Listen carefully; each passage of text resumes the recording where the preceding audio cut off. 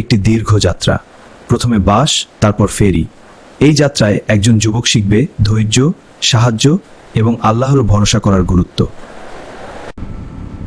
অনেক দূরের যাত্রা, বাস তারপর ফেরি। আল্লাহ যেন নিরাপদে পৌঁছে দেন। ভাই, আমার পা ব্যথা করছে, কেউ যদি একটু সিট দিতেন। চাচা, আপনি বসুন, আমি দাঁড়িয়ে যাব।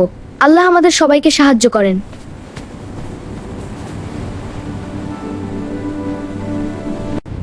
বাবা, পানি শেষ হয়ে গেছে, খুব তেষ্টা পেয়েছে। নিন আপা, আমার বোতল থেকে খাওয়ান। যাত্রায় সবাইকে সাহায্য করা উচিত। সবাই ফেরিতে উঠুন, নদী পার হতে হবে। ফেরিতে উঠলাম। আল্লাহ, এই নদী পারাপার নিরাপদে করো।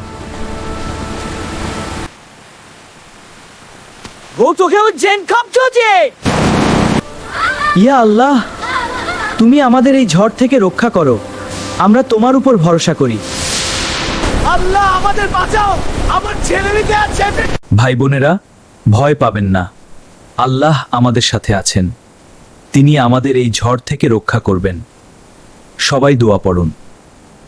ইয়া আল্লাহ, হাসবুনাল্লাহু ওয়া নি'মাল ওয়াকিল।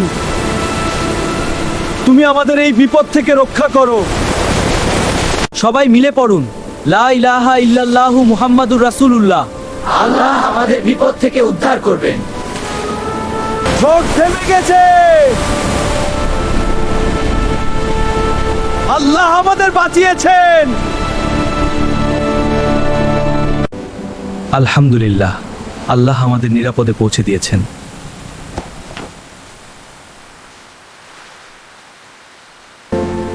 আলহামদুলিল্লাহ, আল্লাহ আমাদের ঝড় থেকে বাঁচিয়েছেন। তার উপর ভরসা রাখলে কোনো বিপদই বড় হয় না। বাবা, তুমি না থাকলে আমি এই যাত্রা শেষ করতে পারতাম না। আল্লাহ তোমাকে অনেক দূর নিয়ে যাক। ভাই, আপনার সাহায্য না পেলে আমি খুব কষ্টে পড়তাম। আমি তো কিছুই করিনি, আল্লাহই সবকিছু করেছেন। আমরা শুধু একে অপরের পাশে দাঁড়িয়েছি। এই যাত্রায় আমি অনেক কিছু শিখেছি। মানুষকে সাহায্য করলে আল্লাহ সাহায্য করেন।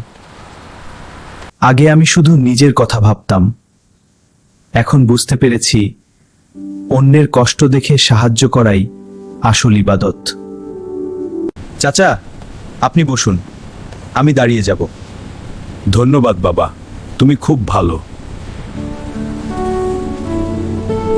আসুন সবাই মিলে দোয়া করি। আল্লাহুম্মা ইন্নী আসআলুকাল হুদা ওয়াত তুকা ওয়াল আফাফা ওয়াল গিনা। খুব ভালো, আবার বলো। যাত্রা শেষ হলেও শিক্ষা থেকে যায়। সাহায্য, ধৈর্য এবং আল্লাহর উপর ভরসা, এটাই সফল যাত্রার চাবিকাঠি। মানুষের প্রতি দয়া করলে আল্লাহ তোমার প্রতি দয়া করেন। যাত্রা যেমনই হোক, আল্লাহর উপর ভরসা রাখো। গল্প সমাপ্ত।